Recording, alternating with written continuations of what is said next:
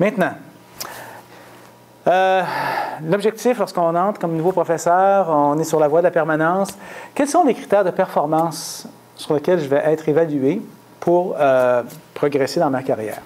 Bon, à l'Université d'Ottawa, on a 3 critères.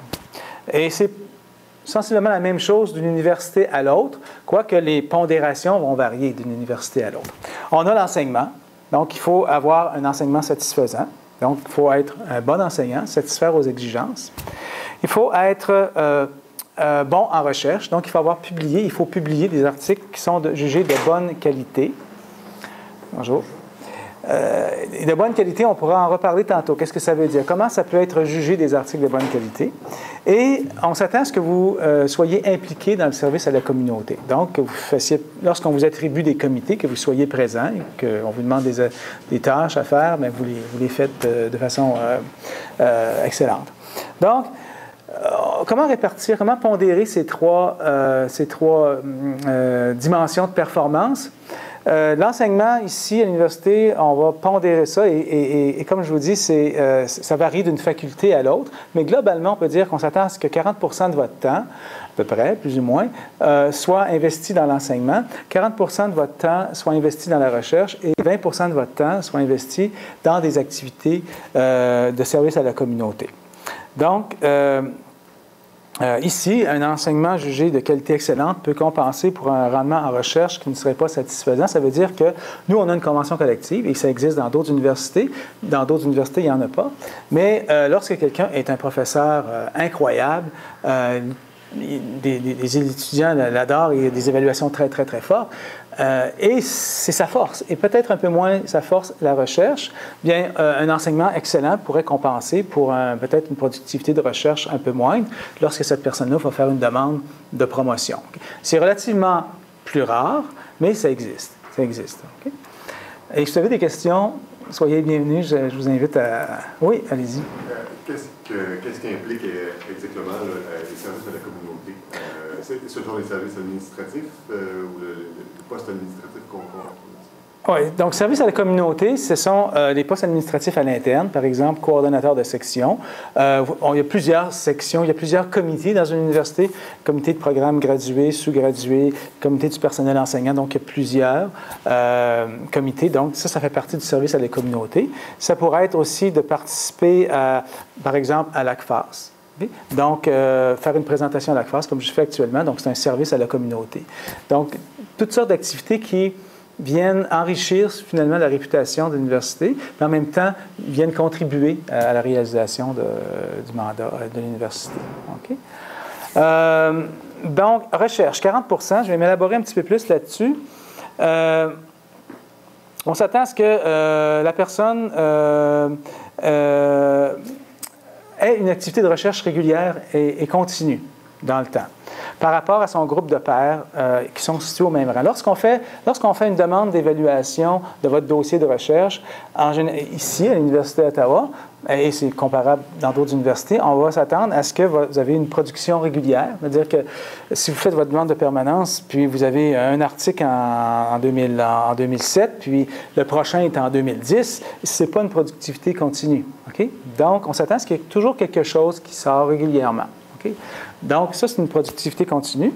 Et on va demander aux juges, c'est-à-dire des évaluateurs externes, vos collègues de d'autres universités, et peut-être, en fait, c'est en général de d'autres universités qui vont juger votre productivité et votre qualité de recherche. Est-ce que votre performance est comparable à vos pairs qui sont rendus au même niveau dans votre carrière? Donc, c'est un jugement. Bon en recherche, les travaux savants représentent une contribution additionnelle à la thèse. C'est important. C'est important parce que on s'attend à ce que, vous avez fait votre thèse de doctorat, vous avez publié à partir de votre thèse de doctorat, mais on s'attend aussi que vous alliez en dehors de votre thèse de doctorat. Ça ne veut pas dire qu'on change de thème. Si votre thèse porte sur la gestion de performance, vous continuez à travailler sur la gestion de performance, mais vous ne reprenez pas toujours les mêmes données et les mêmes... Vous ne multipliez pas à l'infini le nombre d'articles que vous publiez de votre thèse. À un moment donné, il y a une limite. Okay? Et ça va être jugé en disant, écoute, qu'est-ce qu'il a fait en dehors de sa thèse? Hein? Lorsqu'on va demander une demande de permanence ou de promotion. Donc, progrès continu dans le développement des activités de recherche, contribution à l'avancement des connaissances. Donc, ce sont 3 critères, si on veut, ou sous-critères qui vont être utilisés pour juger de votre productivité en recherche. Donc, ce sont des œuvres littéraires. Par exemple, quelqu'un qui est en histoire ou en histoire de l'art ou en linguistique ou quoi que ce soit, c'est pas le même type de recherche avec collecte de données et analyse. Ce sont des œuvres littéraires. En musique, par exemple, les personnes, ou en théâtre, ce sont des œuvres artistiques. Donc, les critères vont changer et on va regarder si les travaux, par exemple, témoignent d'un travail créateur continu, si ça a un impact sur l'extérieur et sur l'université. Donc, juste pour vous situer par rapport aux critères de recherche. Oui? Quelles sont la publication moyenne, le nombre, c'est une fois tous les 2 ans? OK. Donc, là, il faut aller dans chacune de vos universités. OK?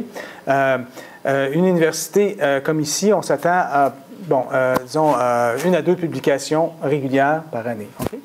Dans d'autres universités, ça va être, que je connais, c'est plutôt sur 5 ans, on va s'attendre à 3 publications sur 5 ans. Okay?